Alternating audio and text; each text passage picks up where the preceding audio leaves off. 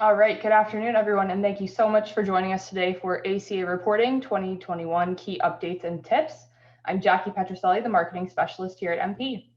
For those of you joining us on a webinar for the first time, MP is a full-service human capital management services company offering a suite of products and services including HR, payroll, benefits administration, time and attendance, and compliance. We support our clients with cutting-edge technical solutions as well as proactive, reliable service and deep HR and payroll expertise. MP is wired for HR and helps clients succeed by tying their operations to their business goals. Your presenters today are three of our awesome staff here at MP.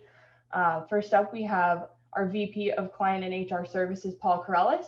He has over a decade of experience in the HR consulting space, working with businesses of all sizes and in all industries. Paul and his team of certified HR professionals at MP assist clients with compliance, training, and full circle HR guidance and support. Next up, Amanda Leonardi is an HR generalist at MP. She currently provides HR support to small, medium, and large-sized businesses in a variety of industries and previously managed HR for a 250-employee nonprofit organization. Amanda received her BA from Duquesne University in Pittsburgh and received her SHRM certification earlier last year. Jen Saray is an HR generalist at MP as well. She currently provides support to small, medium, and large-sized businesses also, and previously managed HR for the Northeast Division of a national nonprofit organization. Jen received her BA from Clark University in Worcester and has been a certified HR professional through SHRM since 2016. And with that, I'm going to hand the mic off to Jen. All right, thank you, Jackie, and good afternoon, everyone. We're happy to be here today to shed some light on a topic that we know can be a little confusing, especially when you only have to deal with it once a year. But before we get started, we want to let you know that our presentation today is intended for educational and informational purposes. We aren't attorneys or tax professionals, so while we hope you learn a lot and take away some helpful information, it shouldn't be construed as legal or tax advice. So, in terms of today's agenda, we'll start with an overview of the Affordable Care Act. We'll go over some key terms and acronyms. We'll talk about some of the biggest developments and changes that have occurred this year, and we'll review some due dates for filing and penalties. And then I'll turn things over to Amanda to take us through ACA reporting requirements and the 1095 and 1094C forms. And if time allows, Paul will go over the ACA reports in iSolved, and then we'll open it up for a Q&A session, take a look at the questions you've submitted throughout the presentation and give you the opportunity to ask questions. So with that, let's get started with a little history of the ACA. It was signed into law by former President Obama in March 2010, and it was challenged, and the case was brought in front of the Supreme Court in 2012, where it was mostly upheld as constitutional. The ACA was designed to be gradually implemented over a period of time, and 10 years later, all of its provisions are now in effect. The main goals of the ACA were to make sure that employers of a certain size were providing affordable group health coverage to their employees, and that coverage guaranteed pre-existing conditions, that it provided guaranteed coverage for children up to age 26, provided non-exempt employees who are nursing mothers with lactation breaks, ensured insurance had no lifetime coverage limits, that insurance provides completely free preventative care screenings without any copay, coinsurance, or deductibles, and that new hires' waiting period when they're otherwise eligible couldn't be greater than 90 days. And former President Trump repealed what's known as the individual mandate back in 2018. That was the part of the law that required individuals to have health insurance or face a penalty on their income taxes. So although that's gone, unfortunately, there's still the employer mandate. So if you fail to comply with the ACA, you as an employer could receive some pretty hefty fines and penalties, which we'll go over in a few slides. So now let's go over some key terms, phrases you'll hear, whenever you're talking about the ACA. Employers with 50 or more full-time or full-time equivalent employees are referred to as applicable large employers, also shortened to ALE. under the ACA, and they're subject to that employer mandate that I just referenced. Full-time equivalent is a metric that measures the total number of full-time employees that an employer has based on hours worked rather than the exact number, head count of employees. The ACA considers an employee to be full-time if they regularly work 30 hours or more a week. And then each part-time employee counts as a fraction of one FTE based on how many hours they work on average. So for example, here, 2 part-time employees who each work 15 hours per week would equal 1 FTE.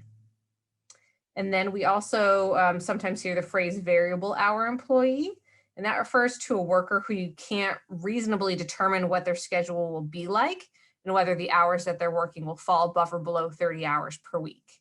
And this tends to happen more commonly in retail, hospitality, and the restaurant industry, where an employee's schedule can change week to week.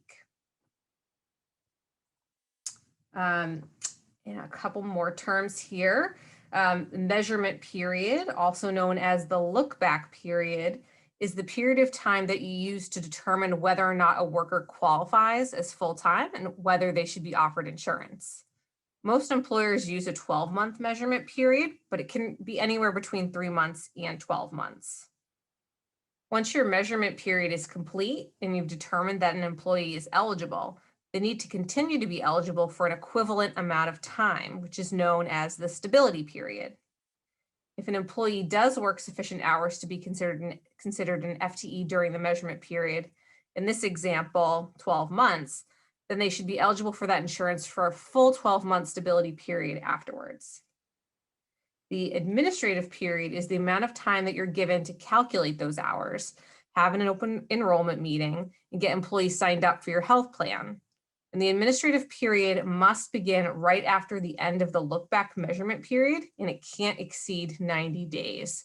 So here in this example, again, you can see our 12-month look back period was from January to December 2019. And then the 1-month administrative period began right afterwards on January 1st, 2020. And then the 12-month stability period, when you had to have that equivalent period of coverage, was beginning in February until the end of January 2021. Okay, and then the last term I'm going to go over is the exchange, also known as the marketplace. This is where employees who either declined coverage through an employer plan or weren't offered insurance or otherwise weren't eligible for insurance through their employer can go on to either healthcare.gov, which is the federal site, or their individual state exchange. In Massachusetts, we have the Health Connector. And if they aren't offered insurance by their employer or they're offered insurance that isn't considered affordable by their employer, they may qualify for subsidies or discounts on that coverage. That's important to know about because that's when the penalties can kick in for you as an employer. So now we're not going to talk about penalties quite yet. First, we'll talk about some changes for 2020, then we'll get into those penalties. But at our last ACA webinar in December, we mentioned there was a Supreme Court hearing on November 10th that challenged if the ACA was constitutional without the individual mandate. So don't have much of an update to provide you other than that they haven't formally ruled on it yet, but based on the hearing, it looks like the ACA will be upheld. And now that we know the results of the election, with the election of President Joe Biden, there won't be efforts to derail or repeal the ACA as with the previous administration. And the legislative and executive branches will no longer pose a threat to the act. We also mentioned at our last webinar that penalty letters were still going out to employers who were out of compliance. And they were sent out in September and October. So if you were going to get a letter, you probably should have received it by now and hopefully consulted with HR or legal counsel. You do want to make sure that you respond to those letters in a timely manner. And they usually have a small response window.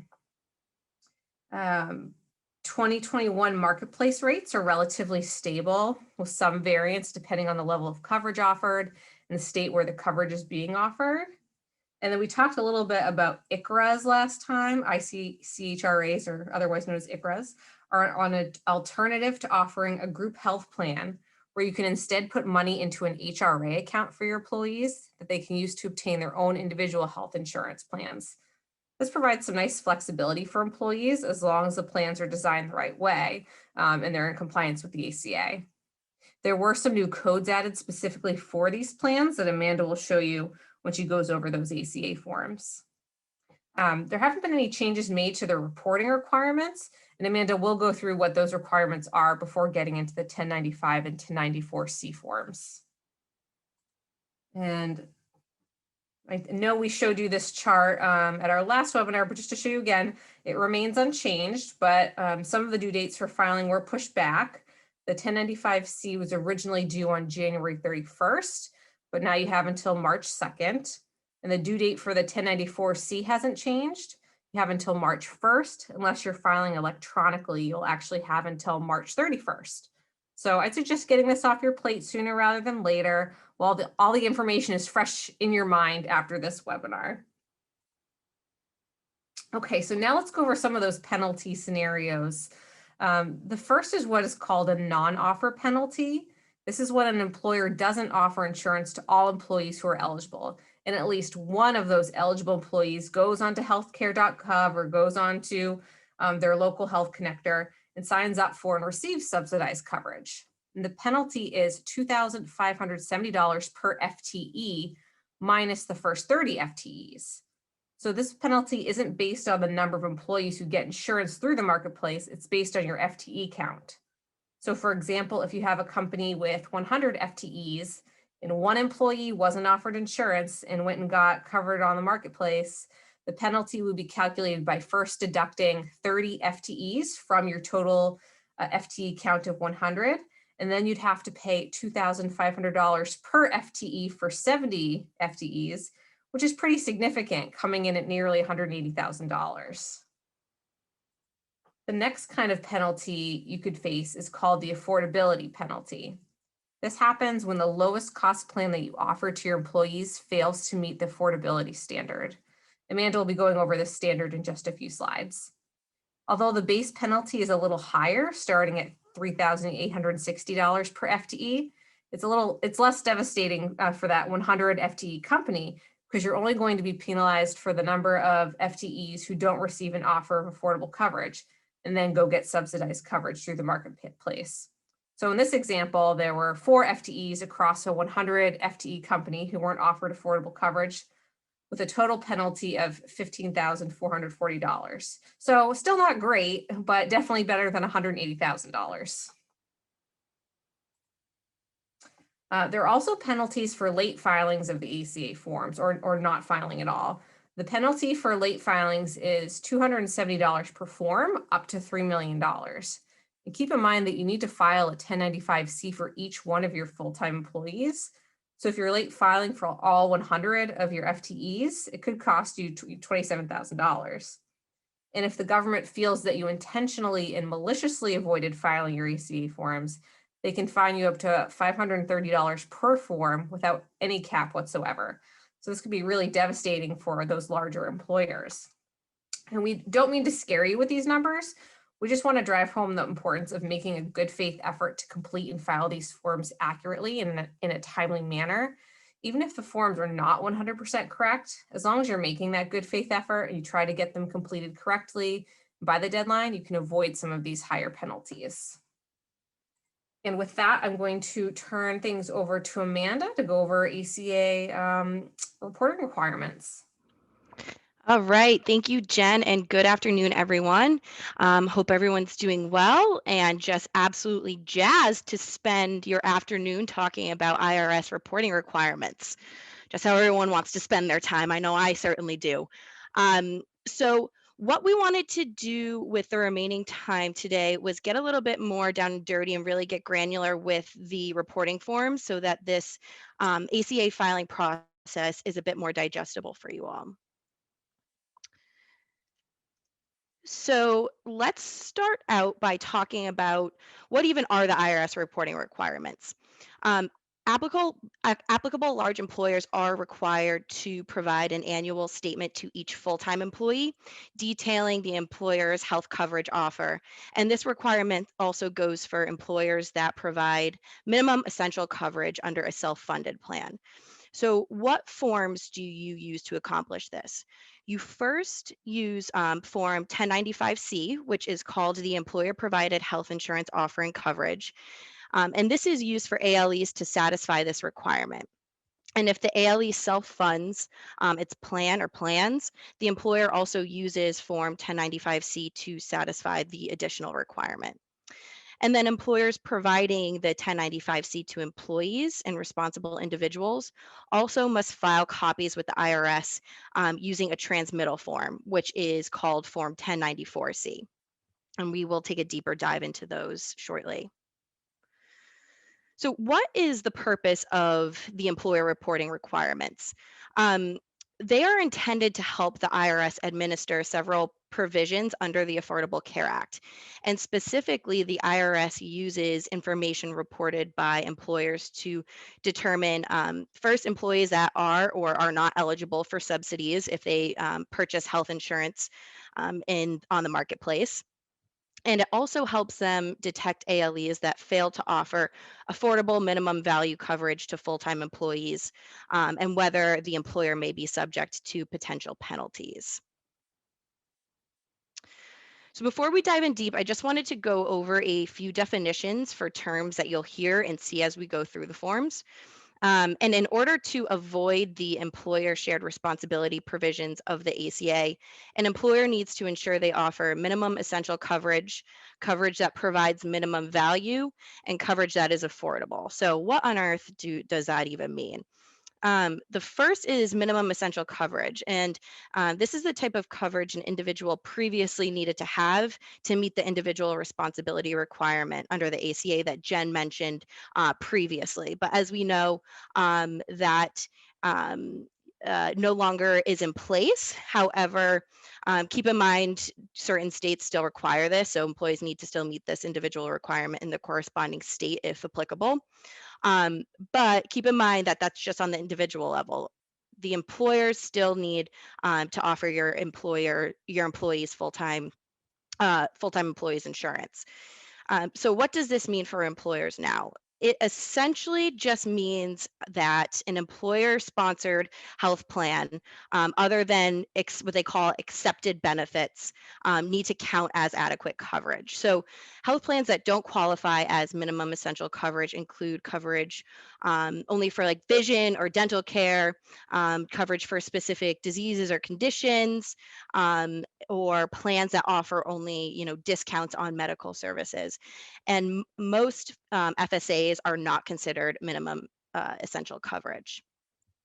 Then we have minimum value, and a plan provides minimum value if it has an actuarial value of at least 60%, meaning that the plan pays for at least 60% of covered benefits. And then the third definition here is affordability.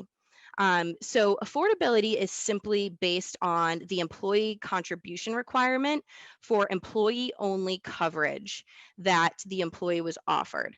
So it doesn't matter what the employee actually took or elected, just what was offered. And there is a maximum allowable percentage of an employee's income that can go toward healthcare contributions. And this affordability threshold is based on plan year, and it also is adjusted for inflation. So for 2020, the percentage actually decreased to 9.78% due to inflation adjustments, which is the percentage you're going to use for this year's filing. And then just to put it on your radar, for 2021, the affordability percentage rises slightly to 9.83%. And again, the plan used to define affordability is the lowest priced self-only plan the employer offers, meaning a plan covering only the employee, not dependents.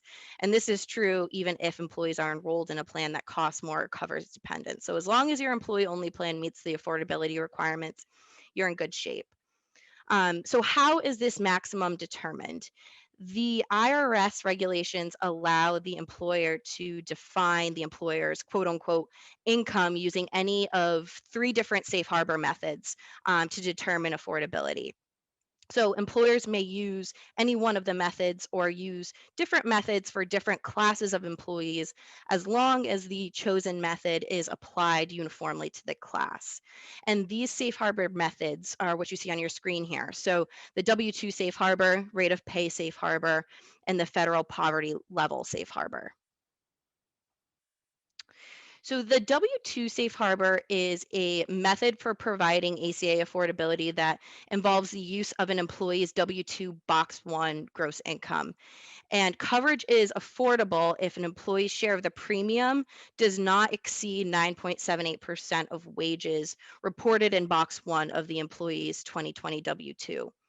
It can be a bit of a tricky safe harbor to use because it cannot be, determined until the end of the year. And the reason for this is because you need the amount in the W-2 Box 1 for the affordability calculation.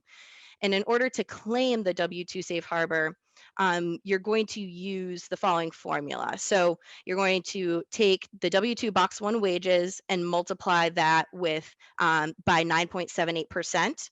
And you're going to need to make adjustments for partial year coverage as well if that's applicable. So to give you an example, the employee is paid an annual salary of $42,000 per year, and that's reflected in Box 1 of his W-2. He was offered coverage throughout 12 months. So what you're going to do is you're going to take that 42,000 and multiply it by 9.78. Which comes to $4,000 and change. And that number corresponds to the maximum annual amount that the employer can require the employee to pay for self-only coverage in order to meet the W-2 safe harbor. So in other words, if we boil it down to a monthly premium, the employer may not require him to pay more than $342.30 per month for self-only coverage. So that's the W-2 safe harbor. Then we have the rate of pay safe harbor. And for hourly employees, income is defined as the employee's hourly rate times 130 hours per month. And that 130 number is regardless of, the number of hours actually worked by the employee that month. So for example, for a plan year beginning January 1st, 2020, if the employee's hourly rate is $15 per hour and the coverage, is going to be automatically deemed affordable if the employee's self-only cost does not exceed $190.71 per month, which is calculated, by multiplying $15 per hour times 130 hours and then multiplying that by 9.78%. So this method is kind of nice because it does not require much monitoring of actual earnings or hours worked, as long as the employee's hourly rate does not reduce throughout the year. For salaried employees, coverage is affordable if the employee's share of the premium doesn't exceed 9.78% of the employee's gross monthly salary as of the first day of the plan year. So, the rate of pay method, is not available for a salaried employee if the employee's salary decreased during the plan year. So this may be important this year because, of COVID, if you had to make salary cuts and or, furlough salaried folks. So keep that in mind. Then last but not least, the third safe harbor is the federal poverty level safe harbor.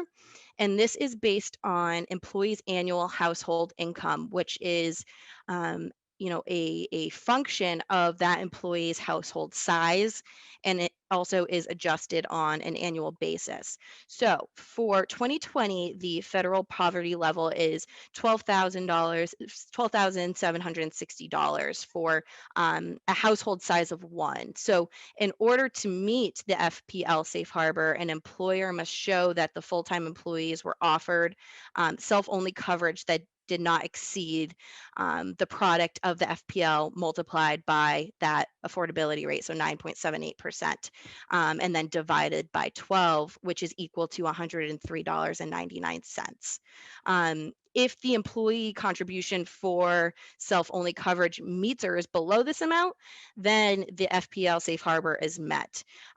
This method is pretty simple, but it will generate the lowest income amount, which may make the affordability test challenging to pass. So to give you an example of the FPL Safe Harbor, let's say the employee is paid $2,000 per month, $24,000 annually. The employee premiums are $60 per month. This monthly contribution is below the FPL ceiling of that $103 per month, and hence, drumroll please, the FPL Safe Harbor is met. So those are the safe harbors.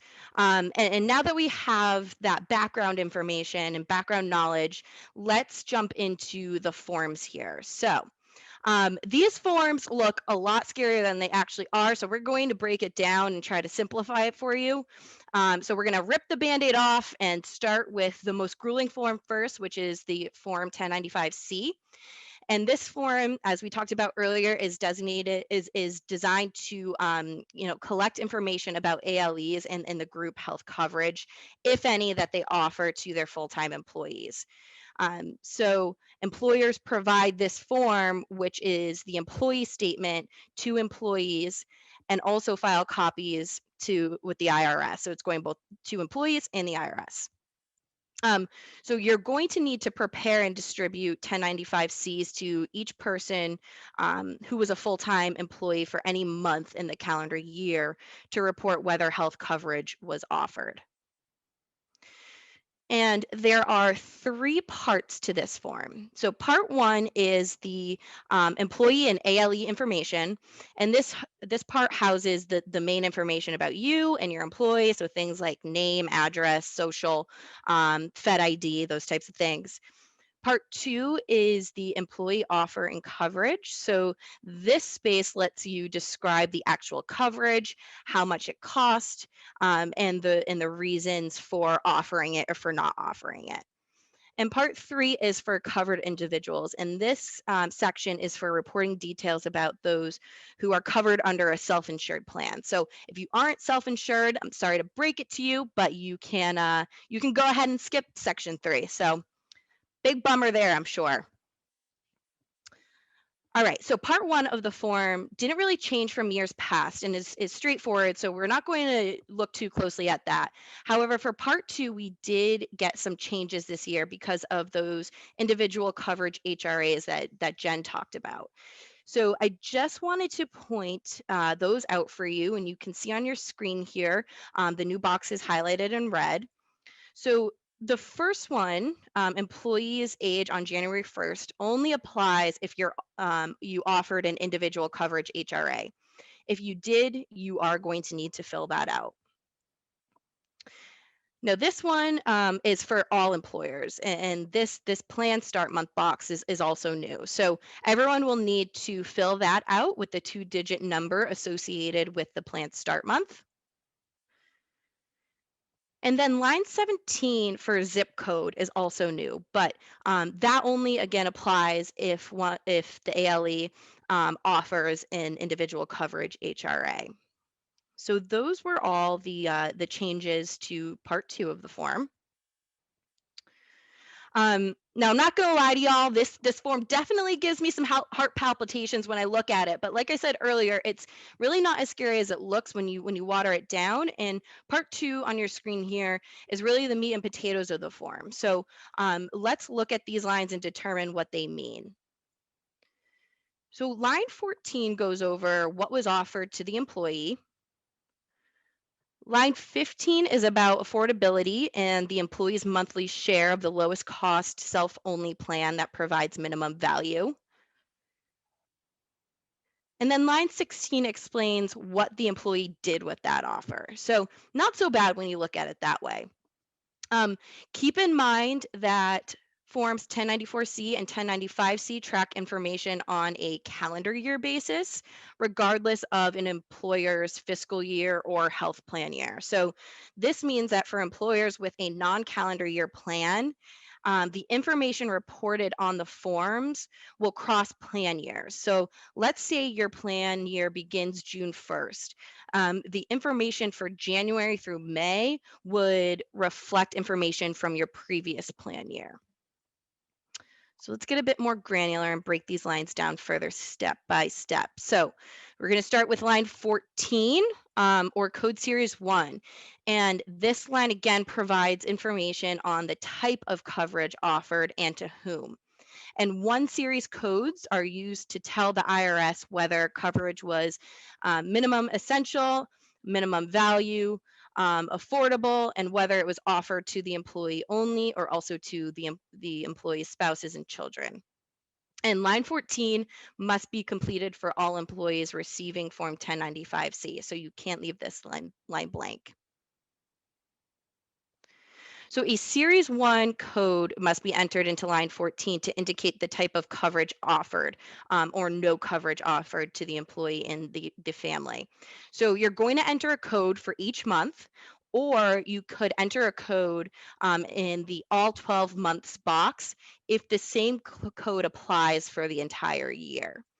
And you'll want to use a code corresponding to the best coverage offer made to this employee. So it might not be what the employee actually enrolled in, but instead whatever the most comprehensive offer that was made.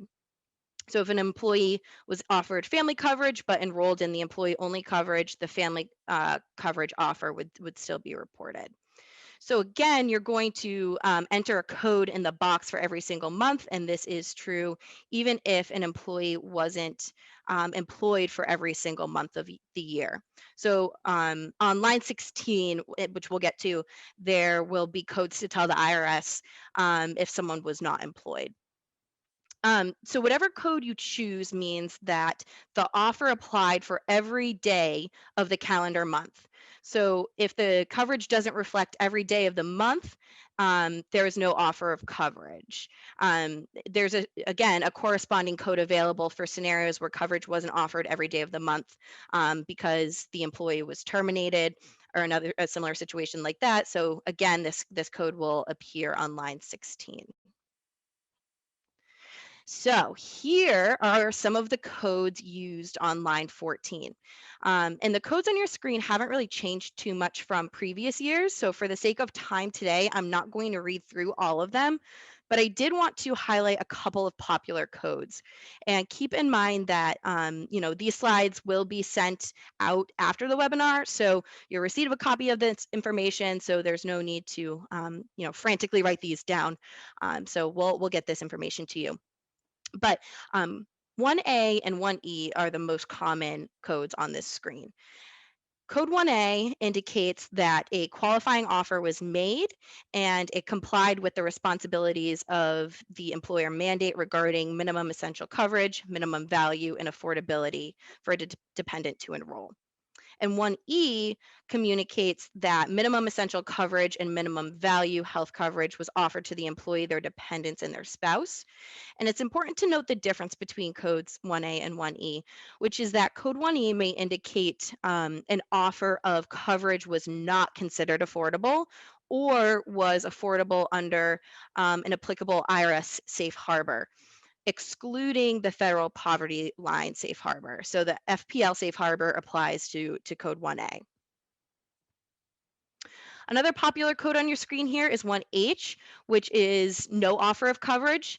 Now, this code can be used if the employee wasn't employed for the month as a whole, or if they were in a waiting period, or maybe they just weren't offered coverage. But again, that's where line 16 comes in to clarify. Now, as Jen mentioned earlier, there have been some new codes for line 14 added pertaining to the individual coverage HRAs. And the new codes are highlighted on your screen in orange. What code you use depends on who the ICRA was offered to. So Was it the employee and their spouse, or was it dependents? This is going to depend on that. And it also depends on the affordability calculation and if the employee's primary residence or primary employment site zip code was used in that calculation. So a few more new codes here. Notably on this screen, an individual coverage HRA that wasn't affordable will be code 1R, and an ICRA that was offered to an employee that wasn't full-time will be code 1S. So those are all of the new codes that you should be aware of. We're going to move on to line 15. And this line tells the IRS what the employee would pay for the lowest cost of employee-only minimum essential coverage option, providing minimum value and ensure that it's affordable. So basically, you're going to put the employee portion of the premium in this line. And this amount may not reflect what the employee actually paid if the employee elected an option other than the lowest cost, employee only minimum essential coverage. So if an employee enrolled in the family plan, you're still going to have the employee only coverage premium in this line. If you offer different coverage options to different groups of employees, make sure what you're entering here is the lowest cost employee only minimum essential coverage, again, providing minimum value available to the specific employee. And again, the IRS will use this amount to determine whether coverage was affordable. So you should only fill in line 15 if you used certain codes in line 14, which are all up on your screen there. If you didn't use one of those codes in line 14, you can just leave this line blank. And then new this year are, again, the individual coverage HRAs, and they're a bit more complex. So for the ICRAs, line 15 takes a bit of a calculation. Basically, the ICRA contribution amount divided by 12, and that's what you would put on line 15 if you're using those new ICRA codes highlighted in that chart that we just went through in orange. So this is what it looks like again. And this line reports the lowest self-only employee required contribution. If you're not filling in a box here because you didn't use one of the specified codes on line 14 that were outlined on the last slide, leave it blank. If you as the employer pick up the whole tab and the cost of coverage to the employee is 0, you want to enter in $0. Leaving it blank is not the same thing as entering in $0. So you want to make sure that you're entering that in.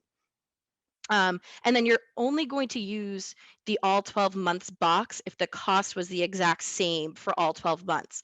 So if the cost changes during the plan year, you need to enter in the applicable cost for each respective month. So non-calendar plan years typically can't use the all 12 months box because if you have rate increases, you have to reflect that on either side of the plan year. All right, line 16. So this line explains why you did or did not offer employees coverage. So things like whether the employee was employed during the month, and if so, whether they were full-time or part-time, whether the employee was enrolled in coverage, and then it acknowledges if coverage was affordable or not through the safe harbors. So line 16 uses Series 2 codes, if applicable, to tell the IRS whether you are using any safe harbors and can provide information about whether an employee enrolled in coverage or was even employed for a month. So providing information here may really help you avoid a penalty. If no code applies, however, line 16 may be left blank. So let's take a look at these Series 2 codes. So code 2A generally means that the employee was not employed on any day of the month. So if you marked 1H in box 14, you may need to use code 2A to communicate that they weren't actually your employee at that time. Code 2B generally means that the employee was not a full-time employee, so maybe they worked part-time. Code 2C, the employee enrolled in coverage, and this is used most commonly. And this means that they were enrolled in coverage, again, for every day of the month. So if I take, coverage on January 1st and am enrolled in the plan the entire year, 2C is my go-to code there. 2D designates a limited non-assessment period, which means things like a waiting period or a measurement period, and any month in which coverage started after the first day of the month. And then 2E indicates multi-employer plan relief, and this is usually seen in with unions.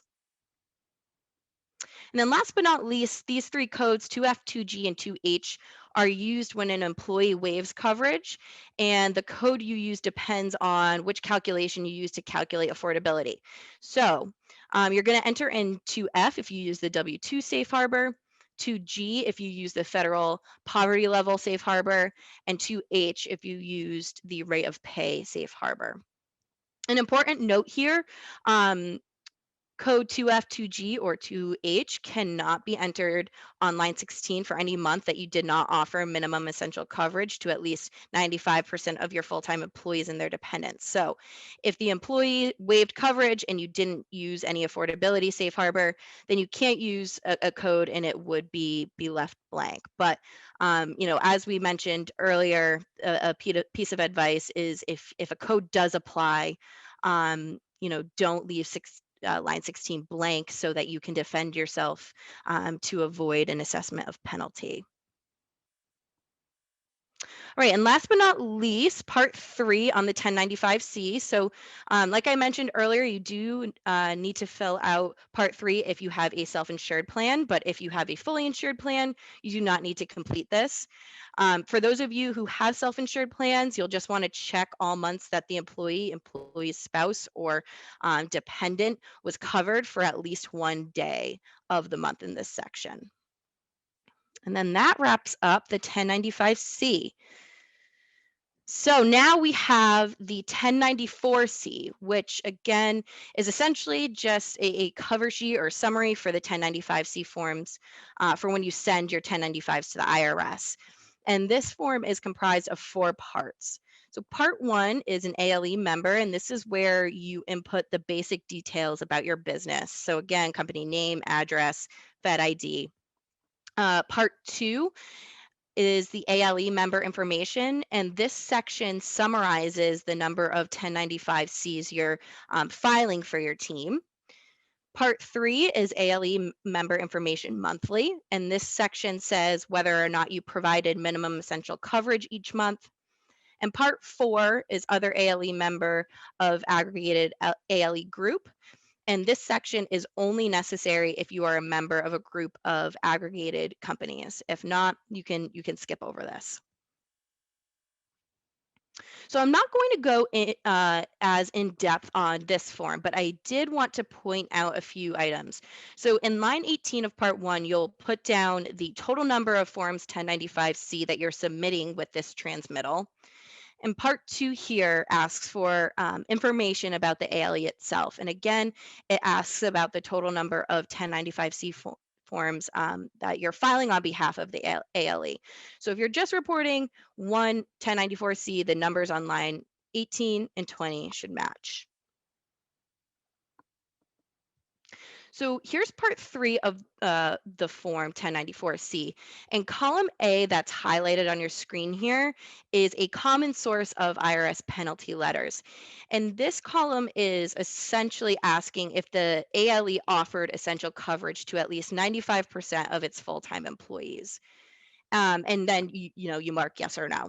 If you mark no, and in that month an employee gets a subsidy on the exchange, that can trigger a penalty.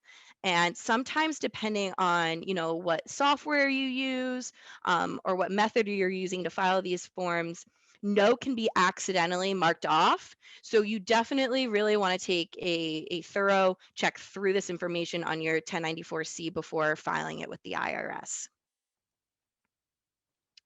Column B is asking for full-time employee count. Column C is asking for total employee count, so full-time, part-time, everything in between. And column D coincides with line 21 in part 2. So if you marked yes on that line, but leave column D unchecked, it may confuse the IRS. And if you are an aggregated ALE member, you will also need to fill out part 4 of the 1094C, which for the sake of time, we're not going to be covering today. But essentially that's where you would list the names and numbers of the other members in your aggregated ALE group. So that covers the forms. And I know this is a lot of information and codes and terms and requirements, and it can be really confusing sometimes, but there is good news. There are payroll systems and payroll providers that can make this extremely easy for you. One of which is yours truly at MP. So for those of you who are MP clients, we wanted to take some time to walk through how the administrative burden of your ACA filings can be reduced, and the ACA season can be much less of a headache for you. So we are here to share with you the secret to ACA success, and that is maintaining accurate employee records and iSolved. If you take the time throughout the year to really ensure your employee records are accurate and current as changes are made, your ACA filings will be much more of a breeze. So there are 3 major driving forces in iSolved that the ACA reports and forms are going to pull from. So we're going to show you how sausage is made here a little bit. So the first driving force is the employment status history, and that can be done by managing employment status in iSolved. So ensuring you're making status updates for employees as they're hired, terminated, rehired, or on leaves of absences, those types of things. The second is employment category history, and that can be done by managing employment category in iSolved. So things like classification changes from part-time to full-time, or vice versa, and making sure that benefits are being offered when that happens.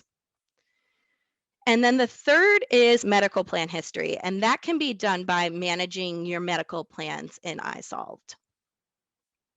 So for employment status history, employers should ensure that employees have accurate hire dates, accurate termination dates, accurate rehire dates if applicable, and accurate dates of leave of absence if applicable. Then as far as employment category history, employers should ensure that employees have an employment category with an accurate effective date, and if applicable, a history of category changes with accurate effective dates. One item to note is that if you have an employee in iSolved listed as full-time in the system, it's going to assume that you offered them coverage. So you want to make sure that you're doing so. So one way to keep an active pulse on this and kind of remind yourself is to run the ACA look back change and status report in iSolved after each payroll and offer medical benefits if necessary. And last but not least, you always want to make sure that the benefits information is accurate in iSolved and ensure that any employees enroll in a medical plan have a plan assigned in the system with accurate start and stop dates. All right, it is that easy, folks. So again, if you are diligent about managing these items in the payroll system throughout the year, your ACA season, won't be the cause of gray hairs like it may have been in the past without these tools. So with that, I am going to hand the mic over to the ACA master himself, Paul Corellis, to dive into some great ACA reporting features in iSolved, as well as how clients can approve their ACA filings in the system. Thank you so much. Awesome job today, Jen and Amanda. That was really good and really broke it down quite well. So I did just want to quickly run through a few of the reports, whether you're an MP client or not, just to show some of the tools that are available to you to make this job even easier. The first, which, and this is probably my favorite of the ACA reports, is the large employer compliance test. So this is a really quick and really easy way to determine whether or not you have to worry about any of this at all. So as a reminder, in terms of determining whether or not you're subject for the ACA, each year, you want to look back at the full 12 months of the previous calendar year. So, if you're worrying about the filing that's due right around now and whether or not you are subject in 2020, you actually want to look back at 2019. So this is a sample of one of those reports. And the way this report breaks it down is on that top line, it shows all of the actual full-time employees. So those all count as one. And then it adds up all the hours in payroll each month for everybody else to determine any additional FTE count that needs to be added to those existing full-time employees, lists it out by month, and then does an average. So really all you have to do, if your main question is whether or not you're subject to ACA for any given year, is look at the number inside that box. So in this case, this Jen's Jam Factory, FTE count for 2019 was 53. So they did need to be in compliance with ACA in terms of offering coverage to full-time employees in 2020, and do need to issue Form 1094C as well as 1095Cs right around now. The next report is another good one.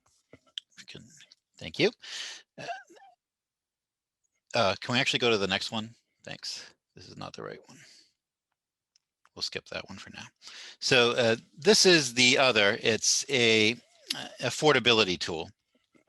So I'm just showing the very last frame of it. There were other pages before that, and it lists each employee, and there's a different report available for each safe harbor. And what it will do is, based on that safe harbor that Amanda reviewed, either the W-2 safe harbor, the rate of pay safe harbor, or the federal poverty line safe harbor, go through each employee, their applicable wages during the period, and weigh that against the applicable affordability rate to let you know whether or not the wages were sufficient, and if the lowest cost available plan was affordable. So you don't want to see those highlights, that yellow on the report. That means that based on that safe harbor, the coverage was not affordable for that individual. And one of the more useful tools here with this is this, and why I showed the last page, is the summary at the end. So it gives a few options to talk about if you want to be 100% in compliance in terms of your affordability, what you would need to do and how much it would cost. So in the case of CMM Enterprises here, if they were to raise everyone's wages so that the plan was affordable under the safe harbor, it would cost $21,000. If they needed to subsidize the cost of insurance to get everyone kind of away from that highlighted yellow, it would cost this example company $5,972. And then they also give the maximum potential penalty. And again, as Jen said when she was going over the penalties earlier, that number is a worst case scenario, because especially when we're talking about the affordability penalty, it really only applies, in this case, that would be the amount if every person who's highlighted here is not affordable went to the exchange and got subsidized coverage, because the affordability penalty is only based on the number of employees who receive subsidized coverage. And one quick note for those of you who are MP clients and using iSolved, what the system will do, and if you've reviewed your 1095s, you might see different codes on line 16. Some might indicate that the W-2 safe harbor was used for a couple of employees, and it might indicate that the rate of pay safe harbor was used for other employees. What the system does is it runs through every potential safe harbor, because you are allowed to mix and match. You don't have to just use one across the entire organization. You are allowed to pick and choose and use whichever safe harbor is more favorable to the company on an employee by employee basis. So the system automatically does that for you. If someone doesn't qualify, let's say under the W-2, it'll run it against the rate of pay and so on and so forth until they find an eligible safe harbor. They'll use that. If not, then it'll treat it as unaffordable. So there is, and I won't show it on the slide here, but there is also a look back period report so that you can check and see who may be eligible when you look back in your look back period to see who do you need to be offering coverage to based on their status and their hours worked during your measurement period. And depending on how you have them coded, either to let you know that you have them correctly coded, If it's someone part-time or variable that averaged over 30 hours, it'll tell you to check their status and to perhaps offer them coverage.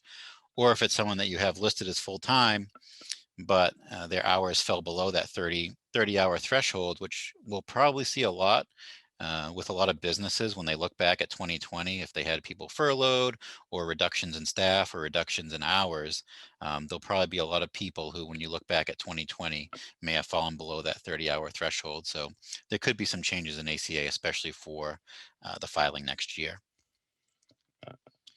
So for the sake of time, it does look like we do have some questions and we got a few minutes left, so I will dig right into these.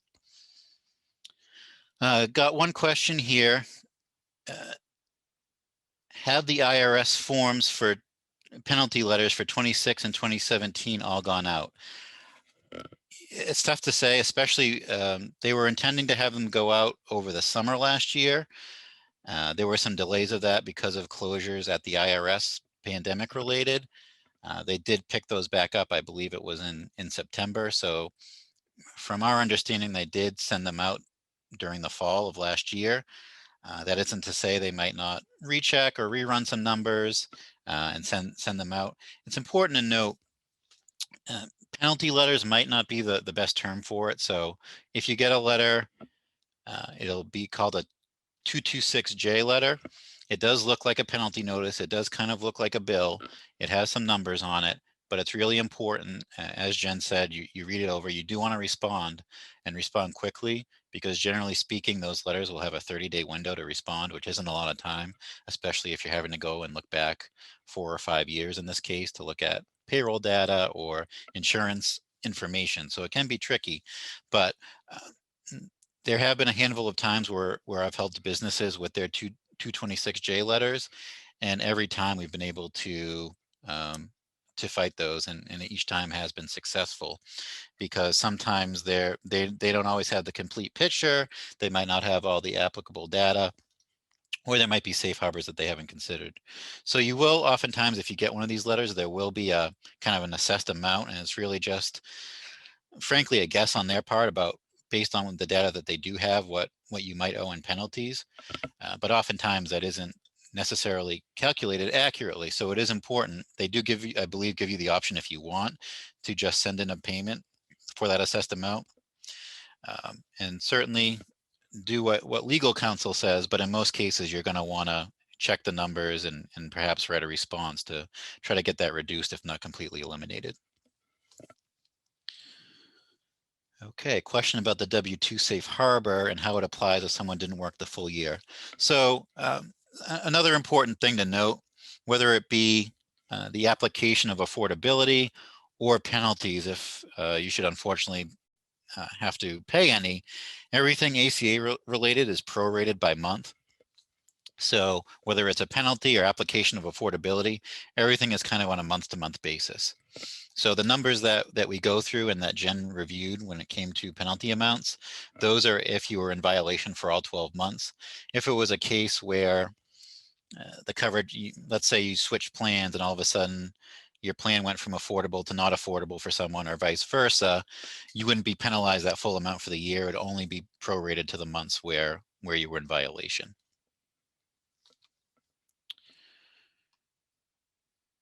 Okay, question about line 22 of the 1094C. So if I remember correctly, that's kind of where you can check off if you're using certain qualifying offer methods or the 98% offer method and what those mean. So I'll try, for the sake of time, to quickly go over those. They don't quite have as much value as they did at one time during the first couple of years of ACA. So the qualifying offer method would be used if one or more of your full-time employees has a 1A for all 12 months of the year, basically meaning that you offered them coverage that met the definitions of the federal poverty line. And really all that does, if you are able to check that box, is keep you from having to report the number of full-time employees by month on your 1094.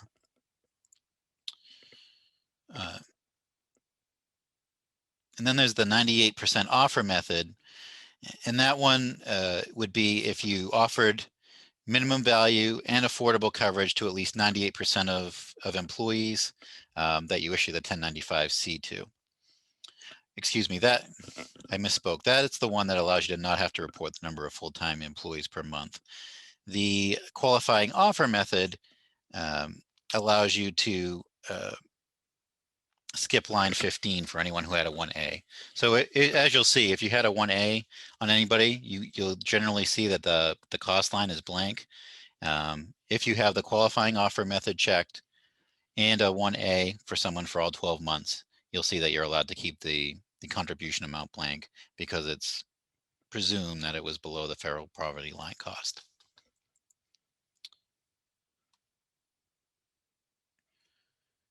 Okay, let's see.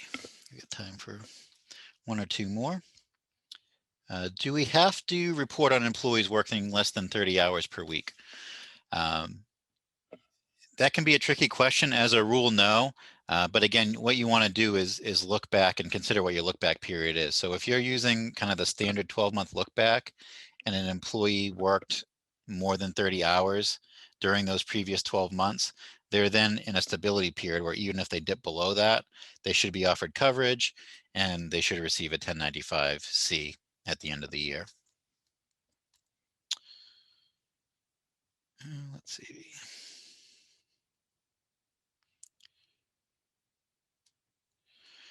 If we had less than 50 employees in 2020 and our HRIS system sent out 1095-Cs automatically, but they weren't filled out, should we just tell our employees to toss the 1095-C since they were incorrect, not applicable?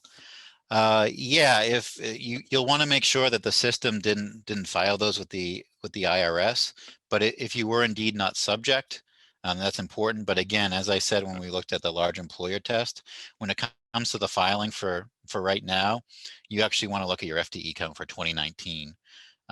If because of the pandemic you dip below 50 employees, that would absolve you from having to be in compliance this year and having to do this filing this time next year.